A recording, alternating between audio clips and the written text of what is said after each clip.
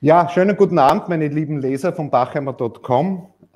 Im Jahr des Corona-Wahnsinns, Zentralbankenwahnsinns, Black Lives Matter, US-Präsidentenwahlen haben wir natürlich ein hartes Leben. Aber dieses Leben wird uns hin und wieder durch Highlights besser gemacht.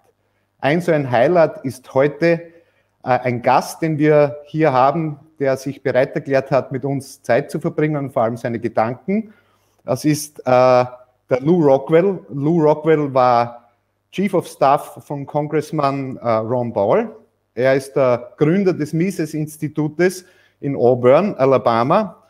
Und er ist einer der führenden Intellektuellen in der nicht-linken Szene in den Vereinigten Staaten. Als zweiten Gast begrüßen wir John James. Den kennt ihr sicher alle. Der John ist der Hauspolitologe bei uns. Er ist gebürtiger Brite, hat Politikwissenschaften studiert und ist natürlich der berufene Mann, mit so einem geschätzten und hochgradigen Gast wie mit Lew Rockwell zu sprechen. Lieber Lew, thank you for coming and thank you for sharing your time and your thoughts with us. Well, it's great to be with you both. Thank you very much. Lew, I would like to start with a short analysis or your insights. When we are regarding the United States from Europe, we are a little bit disappointed, I would say, or it's a little bit weird what's going on there. Could you give your insight what's happening right now in the United States? Well, it's a revolution or an attempted revolution. The left, the haters of Western civilization, want to destroy it. They're openly want to overturn things, and or I would say already they've done a lot of damage to, say, capital accumulation and other aspects of a civilization. Somehow they don't understand, or maybe they don't care, or they're just full of hatred. Maybe like Karl Marx, they're Satan worshipers. You know, who knows? But they want to destroy, and of course it's much easier to destroy a civilization or to destroy anything than to build something. And this civilization has taken the European American civilization has taken thousands of years to build, and it's not going to take that long to destroy it if that's what's going to happen. So the state in America, the central state, is allowing all this rioting, looting, burning, murdering to go on, and they seem disarmed before Black Lives Matter, the critical race theory that holds that all white people are pure evil, that they're responsible for everything bad that's happened to Black people, and it's apparently a powerful thing. The universities, of course, are pretty much entirely communist. I mean, it's quite extraordinary to see universities that, I mean, some of course we've known were very, very left-wing for a very long time. But in this recent BLM stuff, I would say that virtually all of them have been revealed to be extremely left-wing. And they intend to make sure that nobody flunks out. I guess one of the things that's going to bring that about is they're going to dumb down everything. I think you can see what's going on. The whole thing is terrible and crazy. And if the Democrats win, and I'm not that big a fan of the Republicans, I might add, but if the Democrats win, we're going to have George Soros land. At least that's what they would like to bring about. The Democratic Party has become extremely left-wing. Their party platform reads like something out of the Communist Party 1936 platform, where they talked about the slogan was "Towards a Soviet America." Well, that seems to be the goal of these people. So the Republicans, are the Republicans any better? The Republicans are a pretty terrible bunch by and large. They surrender easily, or they're really for what the left is doing. They just don't want to admit it because they feel it would hurt their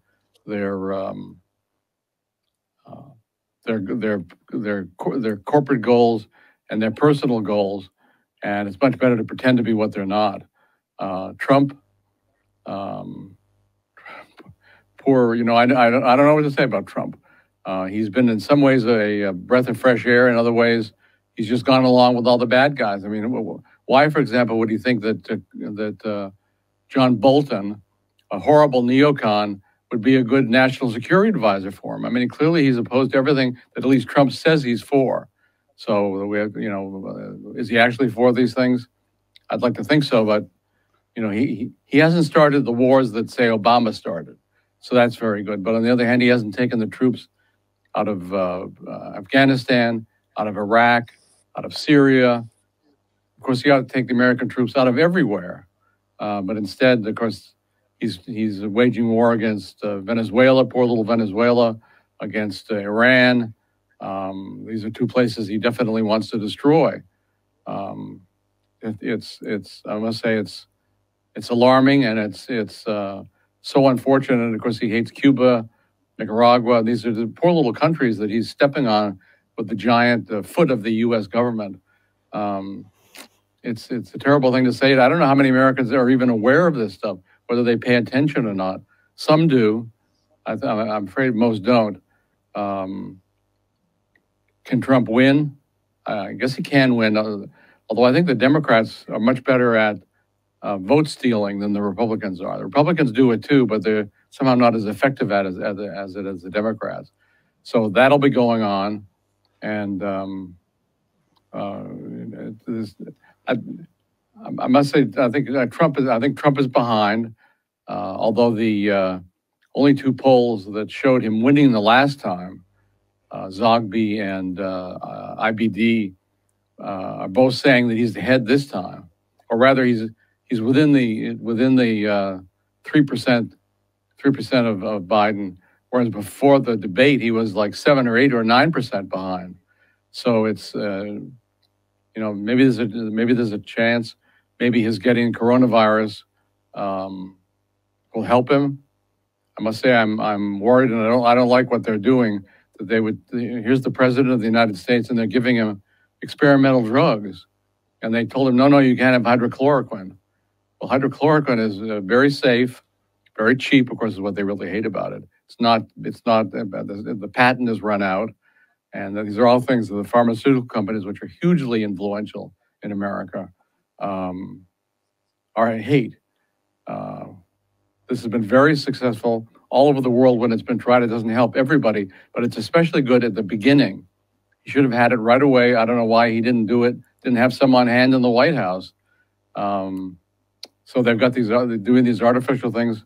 And as John Rappaport points out, these experimental drugs have been used on a few hundred people, but no one has ever had both these drugs given to him at the same time. So I think my guess is that he also made a mistake going to a military hospital. He loves the military, but the military hospitals are pretty low level. Their doctors tend to be, how shall I put this, not the best. Walter Reed has a horrendous long-time record of being vicious to patients, of just allowing them to die in a room by themselves or in a group room with no nurses, no doctors. Really, it's a terrible place. Why would he go there? It's, as I say, it's a government hospital, government doctors. I think it's unfortunate. So if there's some people think this is actually an assassination attempt. I don't know about that, but it's an interesting theory that they would have liked to have killed him many times already, but they were concerned that this would bring about a big the Americans. No American believes, for example, the official story on the death of John F. Kennedy or in the 9/11 business. All the polls show the vast majority don't believe it. So I guess they were, if this is true, they were concerned about the reaction to another quote unquote lone nut shooting the president. But of course, if he dies of the coronavirus, well, he really deserved to die, and ha ha ha. As of course, some of them are people on Twitter and these other places are openly cheering for his death, which is a pretty unfortunate thing. And in the past, if anybody had done that on social media, the Secret Service would have visited them to make it that kind of a threat against the president. Now it's considered just fine, it's okay. So America is I don't know. I've worried about this stuff. I've tried to work against these sorts of things, against the communists and all the people who are allied to them. Okay, Lew, before we get to the libertarian discussion, I would like to place two questions you mentioned before. The first is the activities of the universities, and the second one, of course, is George Soros and Black Lives Matter movements. Why is this exactly happening in year 2020? Because the universities were working on it for decades. Why is it now erupting? Well, I think it was planned. I don't think this is just a coincidence. I think that, of course, as you say, the university have been ready for this stuff for a very long time. They've been moving towards leftism. They indoctrinate their students to hate themselves, and it's a very nasty business. Right now, they're putting all these COVID restrictions on university students. They're not allowed to leave their dorm rooms. I mean, there's terrible stuff going on, even though, of course, young people don't get it. Even if this thing is exactly what they say it is, has the exact same results they claim it does, young people don't get it. It's very, very rare. And of course, little children, it's virtually unheard of for them to get it, yet they've closed all the schools. And given that the public schools are pretty much entirely evil, I guess I can't be upset about them being closed. But I think many people are homeschooling, and it's been a revelation for a lot of parents to realize the unbelievable evil of the teaching in the public schools. They're taught to believe that homosexuality is great. They're taught to believe that transgenderism is true. And if you think there's something funny about a boy in your kindergarten class who says he's a girl, why you're evil and creepy and you got to go stand in the corner and you're a little monster. And of course, they're teaching you that you're a racist if you're white. Your parents are racist. You should hate your parents. You should hate all your family because of all the terrible things they've done by being white. They may not understand it. They may not know it. It may just be in their brain, in their genes or whatever. But every white person is a racist, according to this. Because poor George Floyd killed himself when he put the fentanyl he was carrying to sell into his mouth and swallowed it. And so that in his view, he wouldn't be arrested. It ended up killing him. And but of course, nobody knows the actual story. Nobody knows what the autopsy said. You just have the American media lying about everything. You have world famous basketball players saying that black people are afraid to go outdoors because they're being hunted by whites. This is all just baloney, of course. But why it happened now, my guess is because they were prepared for it and ready to do it, and they triggered it. Or maybe they were just waiting for an incident like this. Maybe they just... My question would be, are these policies sustainable? It surprises me that in the US you have privately funded universities which are promoting policies which are basically antithetical to the views of those people who are paying for private education. Mm-hmm. So I wonder whether these universities won't lose their students. Well, I think that is happening. They are losing some students, and my own view is that organizations like the Mises Institute, we have a new master's program in Austrian economics, far cheaper than it's accredited and all that, and far cheaper than any of the university master's programs. So I think the market can supply all of what people want if it's allowed to, and but you know I would love to see parents stop doing it, stop paying. On the other hand, they feel, well, my child needs this to get started in life. Hast du noch was, you? Beg pardon? Yeah, no, I was just thinking that the whole situation seems to be very unstable, and I don't see how the left can pursue these policies for very much longer. Because, as you say, it's easy to break something down, to destroy something, but at some point you have to stop destroying things and return to stability, even the left-wing ideology. Well, the universities have been massively funded by the federal government, I should say. They are not all, they're allegedly private, but they get massive funds, and of course all these government loans to students, and they get massive direct payments to the universities.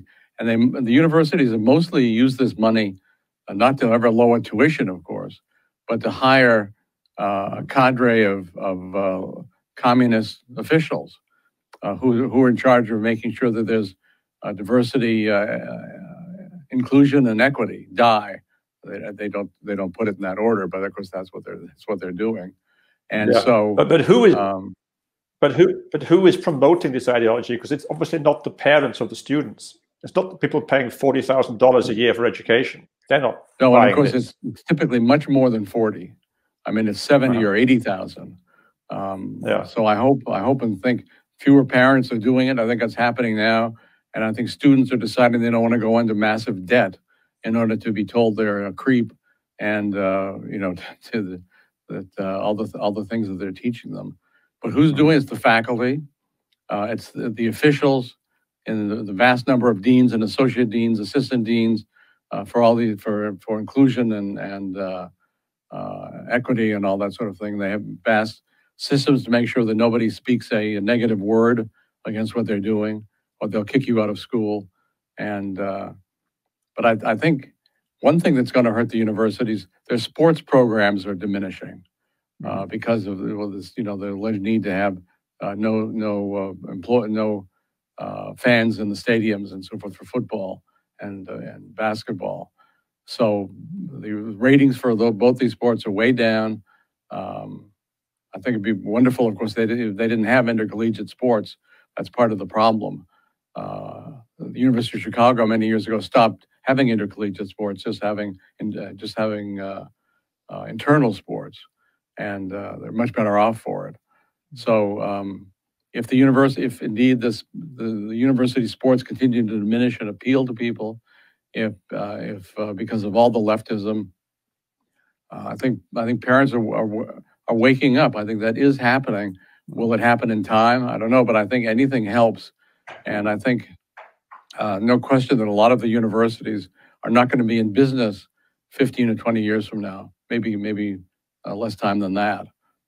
And they all, you know, they deserve to go out of business. Yeah, I mean, one phenomenon is that a lot of Catholic parents who have realized the schools are not teaching what they thought their kids were being taught, or their children, are now starting to protest. I mean, I think there's a lot of disquiet in the Catholic community about the way that Catholic schools are being run in the US, and I think there's a increasing resistance to this kind of education.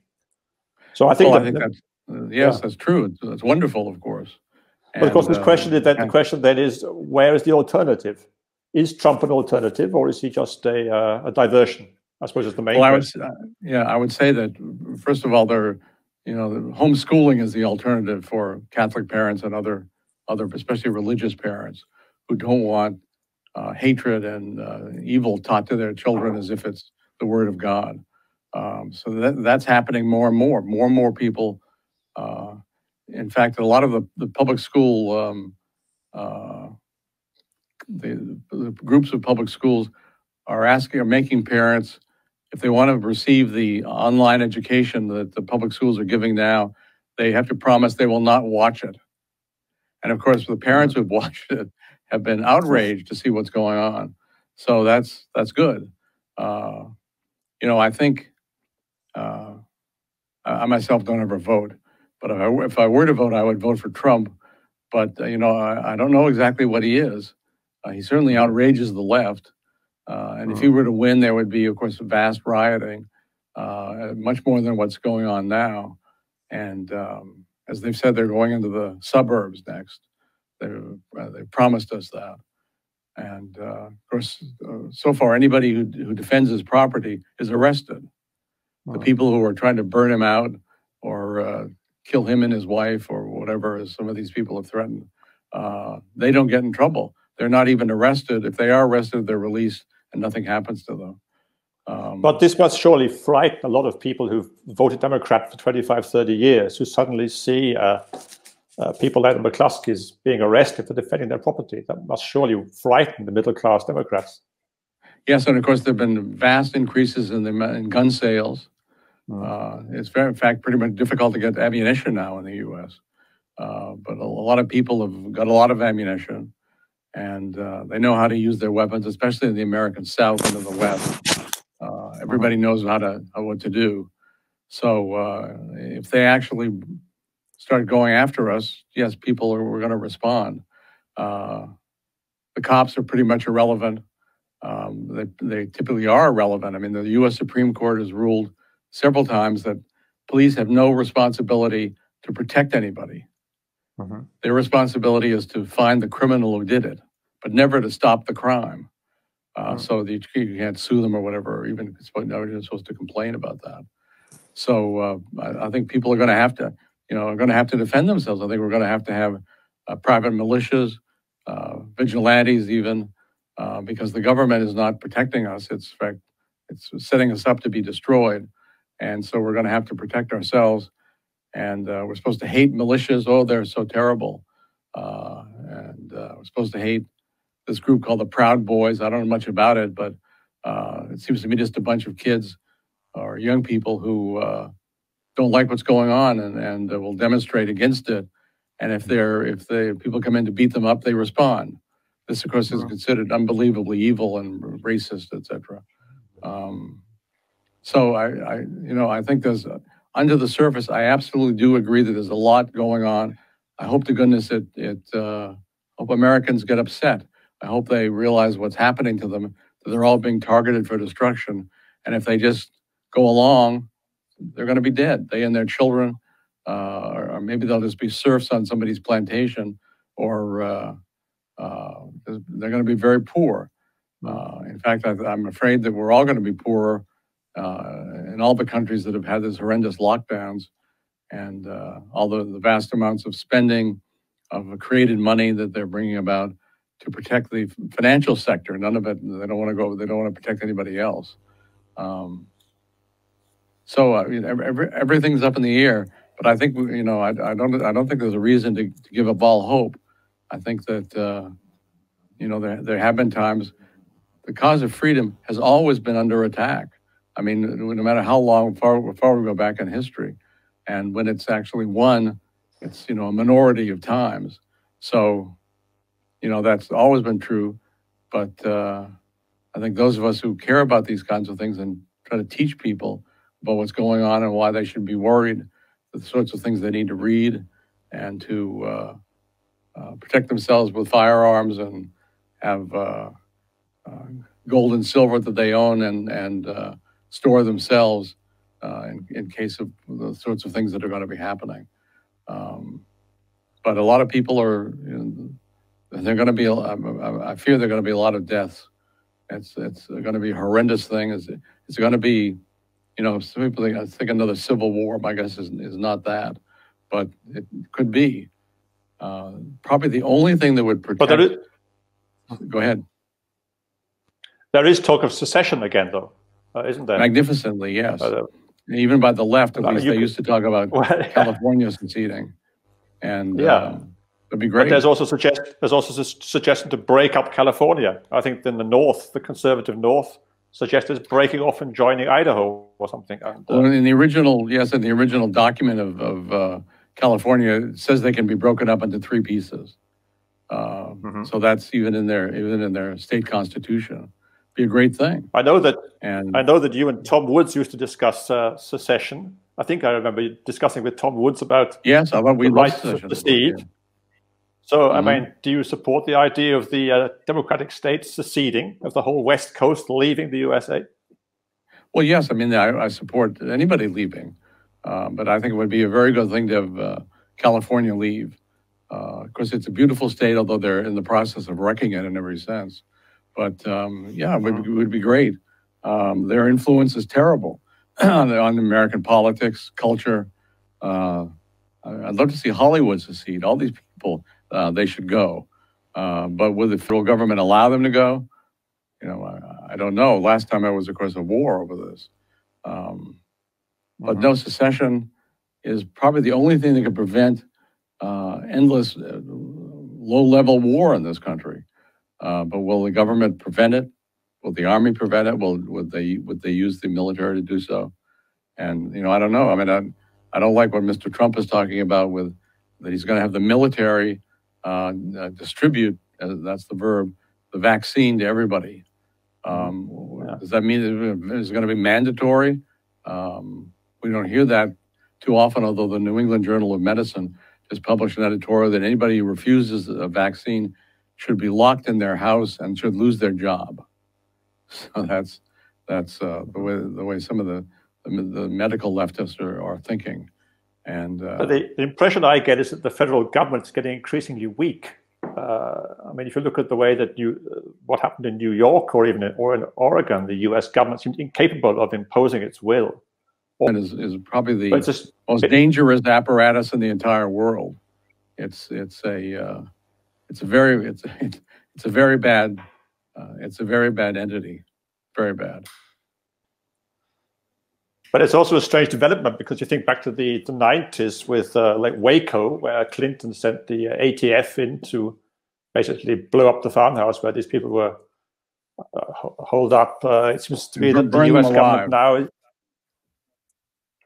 Yeah, but I mean, this fear that everybody had of the U.S. of the feds coming in with sort of with helicopters and men in black, and hauling people off to FEMA camps seems to have disappeared completely. Now, basically, anybody can do what they like in the states if the state governments, the mayors allow it. Which is a very strange change of atmosphere, don't you think? Yes, I don't know whether that, some people say that that's actually Trump's ideology, that he feels that the states should have power and the federal government shouldn't be ordering them around. Even in a case this like was, of course, Ron Paul. This was yes. Ron Paul's approach as well, wasn't it? Yeah. Yes. A subsidiary principle in extremis, almost. Huh? Yes. So, do you think Trump is a closet libertarian, or is he a Hamiltonian nationalist, or what is it? How do we categorize him? He's definitely a nationalist. He's definitely a protectionist. He certainly is a Hamiltonian in some senses. But has he got some libertarian ideas too? I think so. And even though very little has been done about it, I think all Americans with a brain realize the borders need to be closed, that we can't just have vast numbers of people coming on welfare when they just want to come and cross the border. And of course, the Democrats have argued that all illegal immigrants should get free health care. And of course, I'm sure they want pensions for them and all the rest of the stuff. So Trump, and also Trump talked about bringing the troops home. He talked about ending the forever wars when he ran for office. And he's talking about some of these things again now. Is it just a trick? I'd like to think not, but he seems to be influenced by people he should not be influenced by. Jared Kushner, his son-in-law, who's a leftist, and employees of his who are leftists. So I must say, it's tough to know. We can work for the best, hope for the best, pray for the best, but I don't know. I still think we're better off with Trump, or maybe less badly off. I sometimes wonder whether Trump isn't a kind of closet New Dealer, because he's not a small state man, is he? He's really for a big state, handing out money, infrastructure investment, helicopter money. He doesn't seem to me to be somebody who wants to drown the state in the bath, to quote. Of course, no, it's true that he's printing up so many trillions of dollars and handing them out to everybody on Wall Street. Smacks of FDR. I'd like to think he's not a New Dealer in terms of foreign policy, but he does. You know, but of course, his great hero is Lincoln. Although it's, is he deliberately being funny when he says that he's done more for black people than any American president, with the possible exception of Lincoln, is the way he puts it. But Lincoln, of course, was a monster.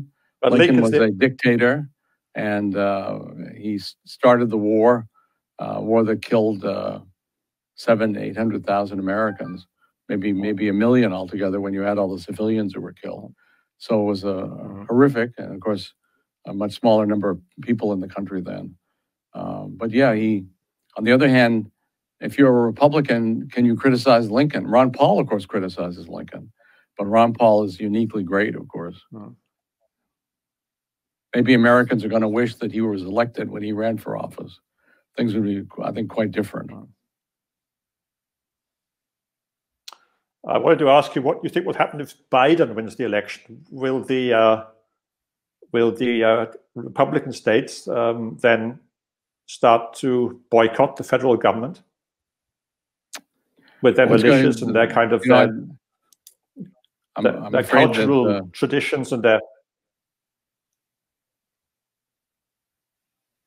I'm afraid that we'll have the federal government doing everything that BLM or Antifa or whatever is doing now. They'll be taken over. That's what they would like to do. I think that Biden will not be president for long. Either he'll be kicked out, which the 25th Amendment can do, is his cabinet can vote him out of office. And of course, then Kamala Harris, this horrendous leftist, would become president. And my guess is she's going to be effectively the president if he is elected anyway. But the people who surround him are, I must say, a scary bunch of leftists. I mean, some of them are openly communist. The rest of them are all openly socialist. Not that there's a big difference, by the way, of course, even though Marx made that distinction. So I think the U.S. is in for greater economic disaster, a greater disaster for the cause of freedom. But yes, will we see states try to secede? Very possible. I think we're going to see a lot of, even though a lot of people who would not have ever opposed Trump would dramatically oppose Biden for doing the exact same thing. So the Democrats are easier to hate for everybody who's not a Democrat. So yes, it could actually help, although maybe that's a Leninist principle: the worse, the better. But if this is the one bright spot, that if Biden is elected or steals the election, whatever happens, and he'll have people like Hillary Clinton in his cabinet, the opposition would be, I think, immediate and great. There was a lot of opposition to Obama that doesn't exist against Trump, and so we have, and of course the left, at least the non-professional communists, just their whole ideology seems to be hate Trump, and everything is going to be great if we just get rid of Trump.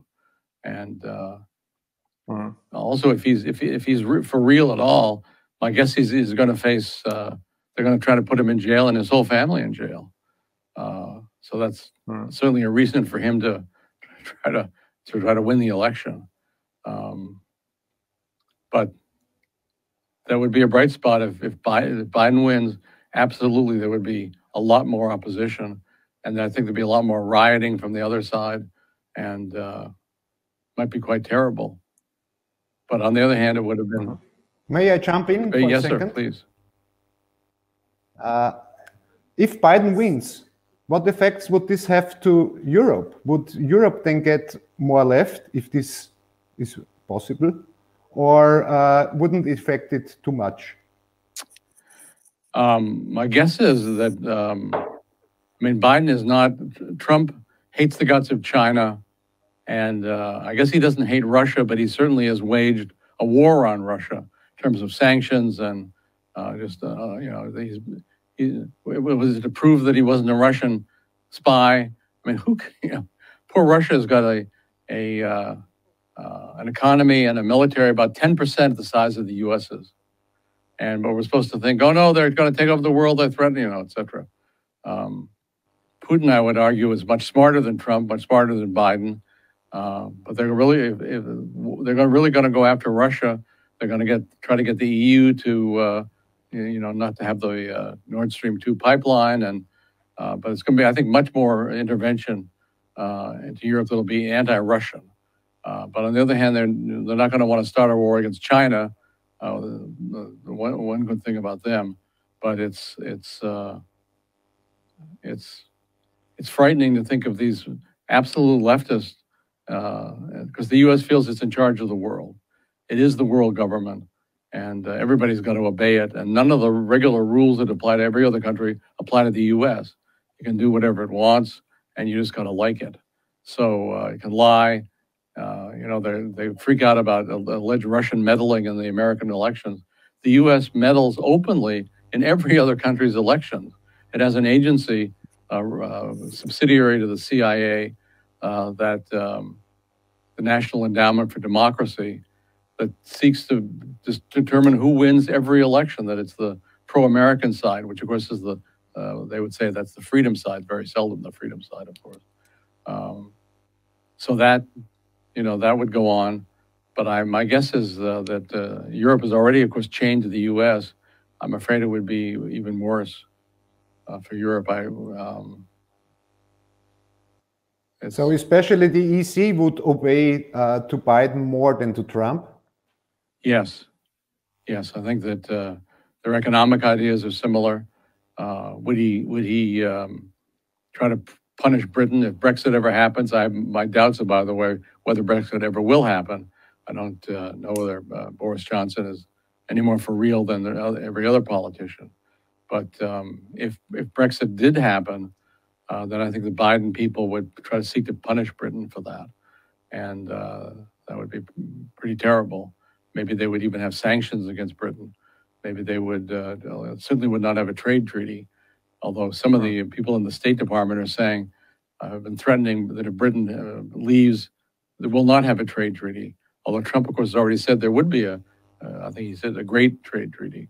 So I'm afraid that Europe would be much more under the boot of the U.S. and so the Biden is much more of a at least an open warmonger than Trump. The Democrats, there was a time when they were allegedly pro-peace as compared to the Republicans. I don't know if that was ever true. Probably never true, but it certainly is not true now. He's even worse. They're even worse. So they have a lot of wars. They love wars, and unfortunately, Trump has dramatically built up the U.S. military to be even bigger than it has been, and I don't look forward to that aspect of things at all. I'm afraid that Europe is going to be punished if they don't entirely go along militarily and economically with the Biden administration.